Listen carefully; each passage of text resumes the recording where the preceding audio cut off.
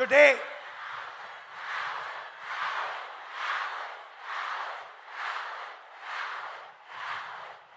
Definitely.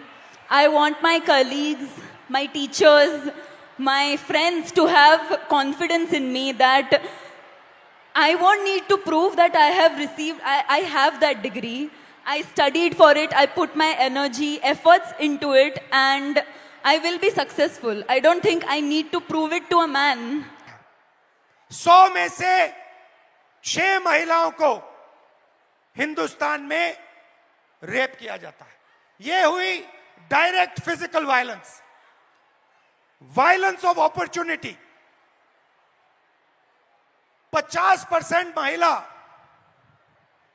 Education या काम को रिजेक्ट करती हैं सेफ्टी के कारण।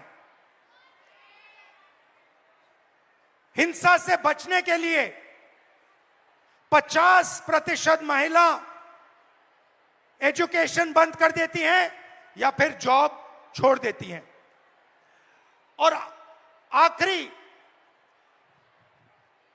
फाइनेंशियल हिंसा क्यों? क्योंकि अगर आप एक महिला हो, एवरेज हिंदुस्तान की महिला को हर साल सेफ्टी पे 17,500 रुपए एक्स्ट्रा खर्च करने पड़ते हैं।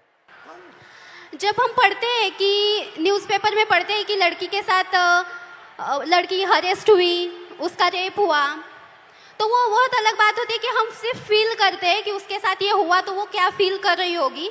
जब खुद के साथ होता है तो एक डर पैदा होता है मन में कि नहीं यार, लड़कों से बात नहीं करनी, लड़के बहुत स्केरी होते हैं। तो मेरी 15 साल पुरानी एक स्टोरी है। जब मैं 13 ईयर की थी, सिर्फ 8वीं कक्षा में थी, तो क्या हुआ, मैं 5 किलोमीटर गांव से दूर स्कूल में चल के जाती थी और उस टाइम गाड़ी वगैरह ऐसा कोई फैसिलिटी ज़्यादा नहीं थी। तो शाम को जब स्कूल छूटा तो मैं आई और चौराहे पर 3 लड़के थे। लिटरली वो बहुत ज़्यादा ड्रंक थे और उनका एज भी 25 साल से आगे था। तो कितने थे वो? 3 लोग थे 3 लोग। और वो मैरिड थे और मेरे साइड वाले गांव के ही थे वो आप लड़के। जानते थे उनको? नहीं, हम जानते नहीं थे, लेकिन वो साइड वाले गांव के ही लड़के थे। तो क्या हुआ, उन लोगों ने हमें घेरा, मैं और मेरी दोस्त थी, और उन्होंने हमें छेड़ा। लिटरली मतलब पास आ रहे थे और ऐसे कमर को हाथ लगाना और हाथ लगाने के लिए आ रहे थे। तो मैं बहुत ज़्यादा डर गई कि ये क्या हो रहा है। तो उस टाइम पे समझ में नहीं आ रहा था कि मैं क्या करूं, तो मैं भाग गई।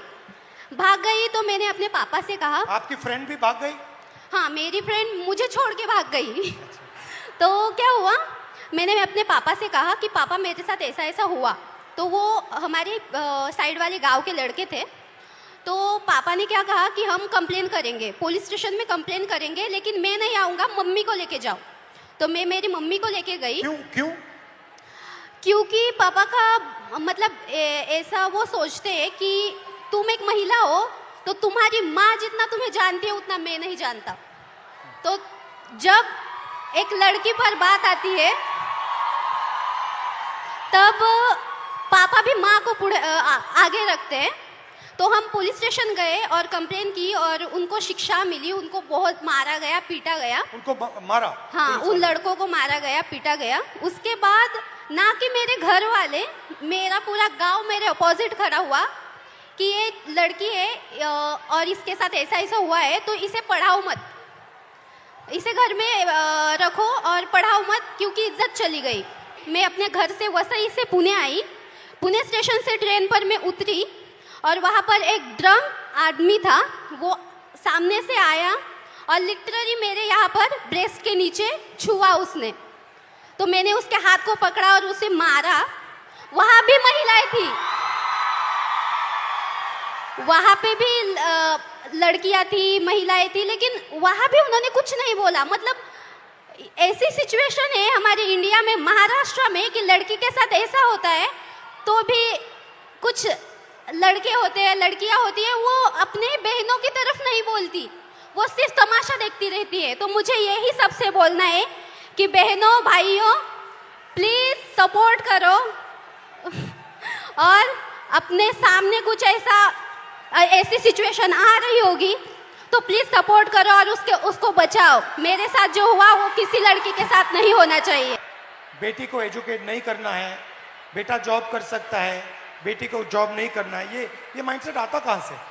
I think the social norms created around कि लड़के कमा के खिला देंगे माँ बाप को, लड़कियों को तो शादी करके जाना है, तो लड़की का करेंगे क्या?